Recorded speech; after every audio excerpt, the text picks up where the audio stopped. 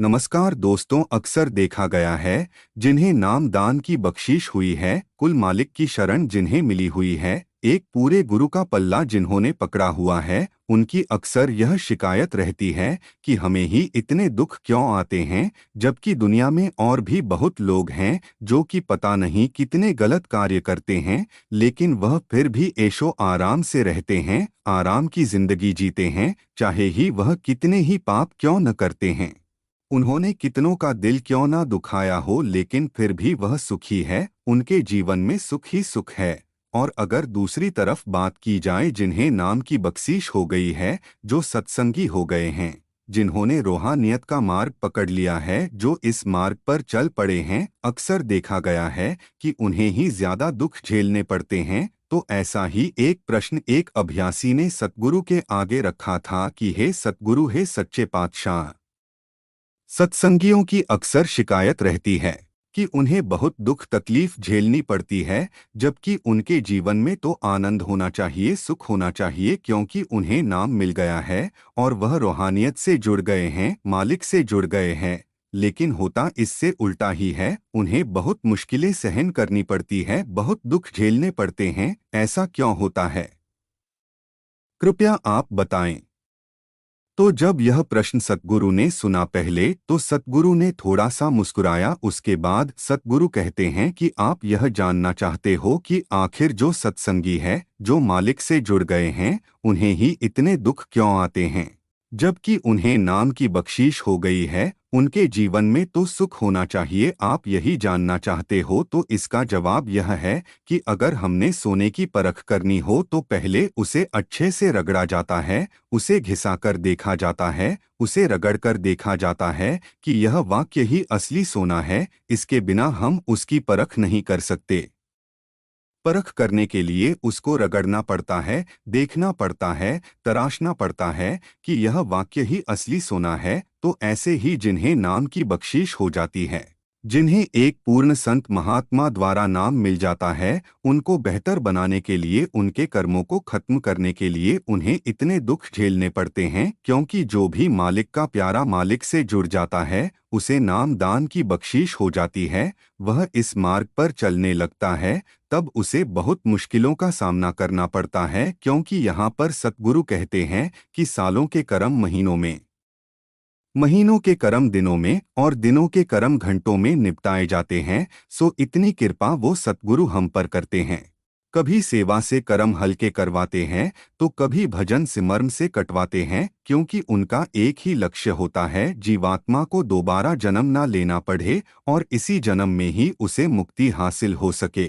लेकिन हम इसे नहीं समझ सकते, क्योंकि हम वहां तक पहुँचे ही नहीं। मालिक हमें सूली का शूल करके दे रहा है और शिष्य को इतनी ताकत देता है कि वो कब इन कष्टों से निकल जाता है, उसे पता ही नहीं चलता। इतनी कृपा सतगुरु की हम पर हो रही है, लेकिन अगर देखा जाए तो कमी केवल और केवल हमारी तरफ से ही है।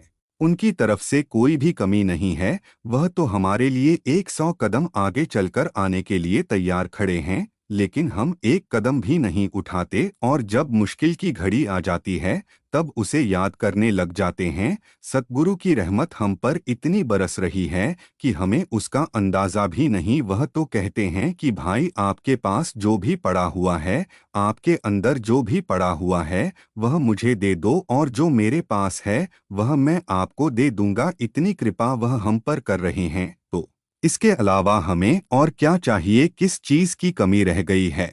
लेकिन हम फिर भी उसके भाने में नहीं रहते, भजन सिमरन को पूरा वक्त नहीं देते, जबकि इसमें फायदा हमारा ही है, किसी और का फायदा नहीं है। अगर हम अपने सतगुरु के हुक्म में रहकर, उनके भाने में रहकर चलेंगे, तो सतगुरु हम पर अपार कृपा करेंगे। जैसे कि कहा जाता है कि भाई, अगर आप मालिक की भजन बंदगी में बैठते हो, उसे समय देते हो, तो मालिक आप पर इतनी कृपा करेगा कि आपका परमार्थ भी बना देगा और स्वार्थ भी बना देगा। आपको किसी चीज की कमी नहीं रहने देगा। बस जरूरत है उसके हुक्म में रहने की, उसके भाने में रहकर उसकी भजन बंदगी करने की। और जो अभ्यासी उसके हुक्म में रहता है, उसे कभी दुख आता ही नहीं।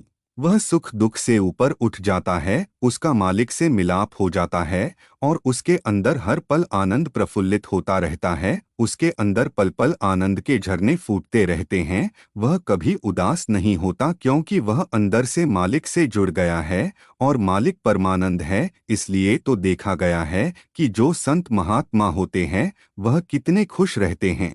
उनके अंदर पल पल आनंद के झरने फूट रहे होते हैं जो कि हमें दिखाई नहीं देते और वह सुख दुख से ऊपर उठ जाते, उन्हें इन चीजों से कोई फर्क नहीं पड़ता और उनके अंदर हर पल आनंद बना रहता है। इसलिए तो वह हमें भी प्रेरित करते हैं कि भाई भजन सिमरन करो, इसके अलावा आपका पार उतारा नहीं हो सकता। अगर आप नहीं करते तो आपको बार बार आना पड़ेगा, बार बार जन्म लेना पड़ेगा।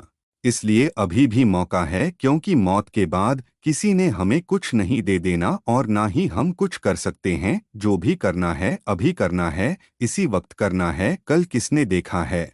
और अक्सर फरमाया जाता है कि भाई समय बहुत थोड़ा है, इसे व्यर्थ मत गवाओ, यह बार बार नहीं मिलेगा। अभी भी समय है, अभी भी बहुत कुछ किया जा सकता है क्योंकि बाद में रोने और चिल्लाने के अलावा हमारे पास कुछ नहीं होगा। अगर हमने जीते जी मरकर नहीं देखा तो हमारा जन्म लेना वह व्यर्थ हो गया और फिर से दोबारा आना पड़ेगा। और जब तक उस नाम धुन को हम नहीं सुन लेते तब तक बार बार आना पड़ेगा, बार बार जन्म लेना पड़ेगा और यह चक्कर चलता ही रहेगा। और जो नाम की कमाई करते हैं वह मालिक में विलीन हो जाते हैं, उनका फिर से जन्म नहीं होता, वह मालिक में मिलकर उसका रूप हो जाते हैं और इस जन्म मरण के चक्कर से छूट जाते हैं और उस परमानंद में समा जाते हैं।